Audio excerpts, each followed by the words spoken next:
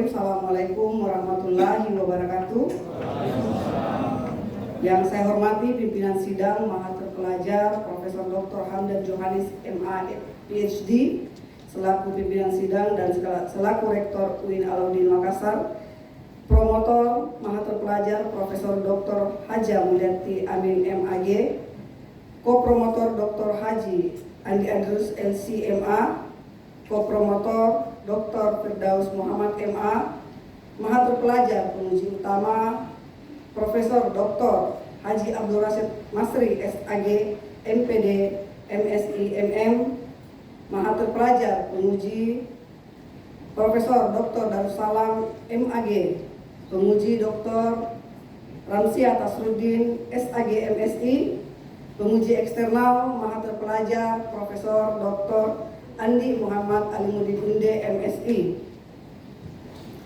Yang saya hormati Direktur Pasca Sarjana UIN Alauddin Makassar bersama dengan Wakil Direktur, Bapak Sekda Provinsi Sulawesi Barat, Bapak Dr. Haji Suhardi Duka selaku Ketua DPD Partai Demokrat Sulawesi Barat. Yang saya hormati para pejabat baik yang di Sulawesi Selatan maupun Sulawesi Barat, para bupati yang sempat hadir, ada Ibu Bupati Mamuju, Bapak Bupati Majene bersama dengan Wakil Bupati Majene. Yang saya hormati kedua orang tua saya tercinta dan suami saya tercinta, serta hadirin sekalian yang berbahagia, para sahabat, rekan keluarga besar dan para tamu.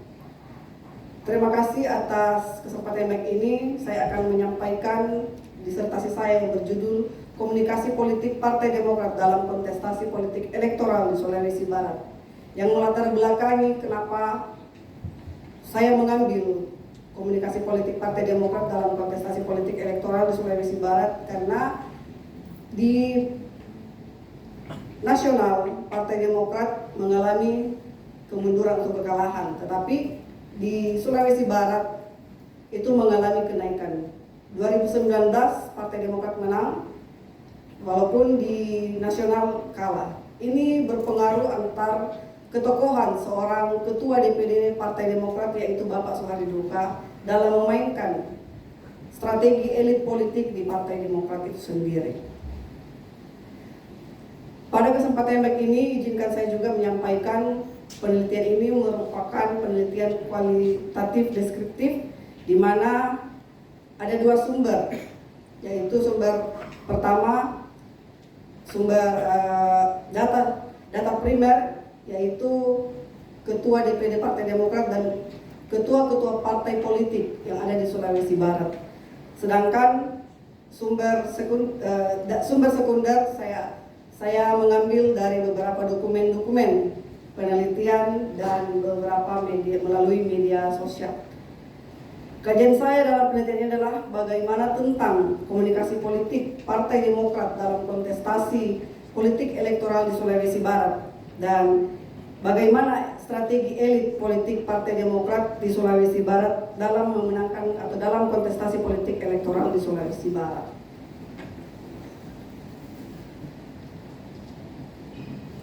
Sumber data ini merupakan data primer dan data sekunder yang saya sebutkan tadi. Dan selanjutnya,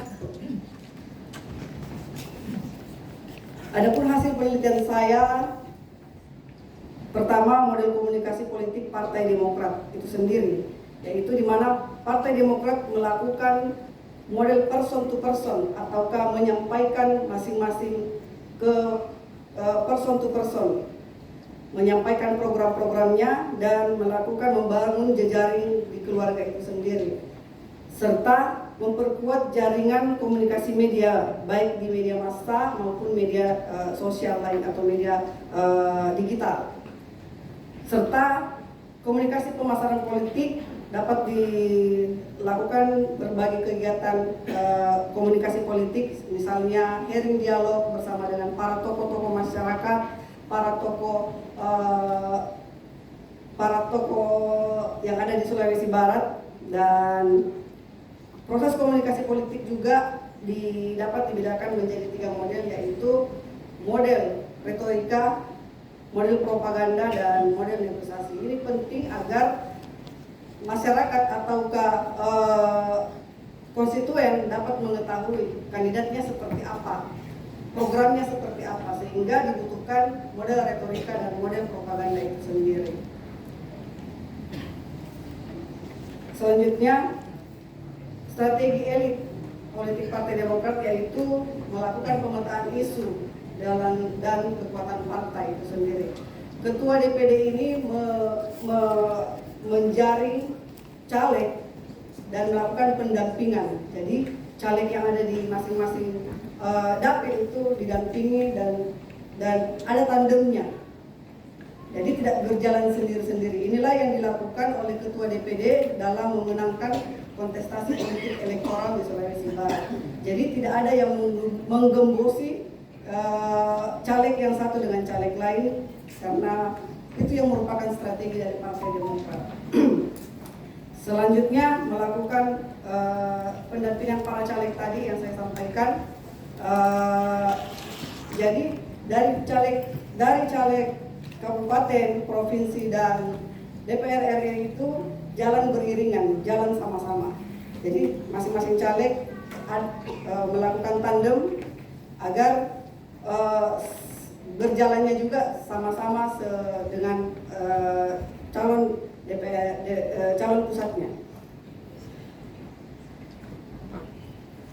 Nah, hal yang menarik dalam kajian ini adalah suara Partai Demokrat di nasional kita tahu sangat menurun, tetapi di provinsi atau di Sulawesi Barat itu menang.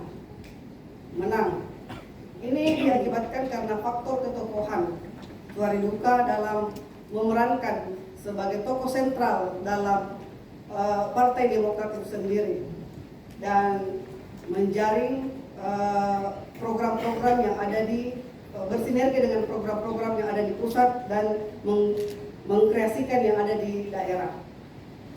Figuritas SDK ada pada kekuatan mengelola partai secara terstruktur dengan pola karakteristik dan pola karismatik itu sendiri.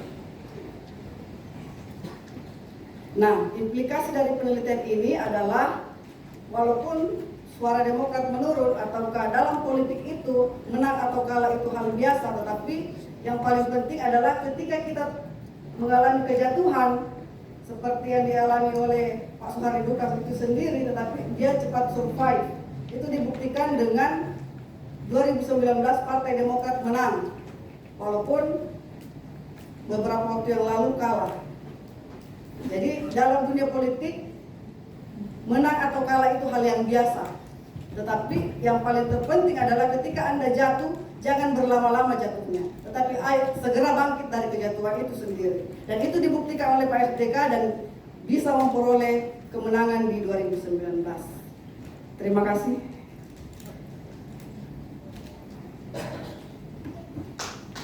Baik. Sebenarnya lampunya belum menyala dan saya agak terhipnotis dengan penjelasannya. Sampai lupa kalau saya adalah pimpinan sidang. Oke, baik. Sudah disampaikan abstrak disertasinya. Dan selanjutnya kita memasuki babak pengajuan pertanyaan. Saya mempersilakan pada penguji pertama, Dr. Ramsia Tasruddin, SAG MSI, dipersilakan mengajukan pertanyaan atau sanggahan dan waktunya maksimal 7 menit. Silakan, Bu Doktor.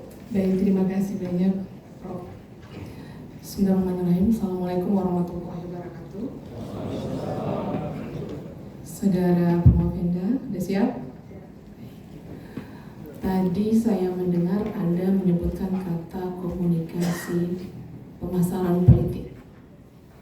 Saya tertarik dengan statement saudara. Dalam pemasaran itu adalah sebuah komunikasi persuasif yang membujuk, mengajak, memberikan pengetahuan kepada audiens agar mengetahui produknya, lalu kemudian membeli, lalu kemudian menggunakan dan kemudian loyal. Lalu kaitannya dengan 4P, product, price, place, and promotion.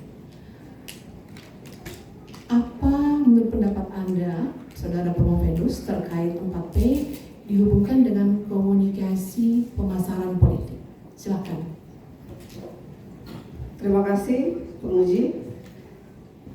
Kaitannya dengan komunikasi politik dan komunikasi pemasaran ini penting dengan komunikasi politik karena kita ingin menawarkan produk kepada konstituen atau pemilih.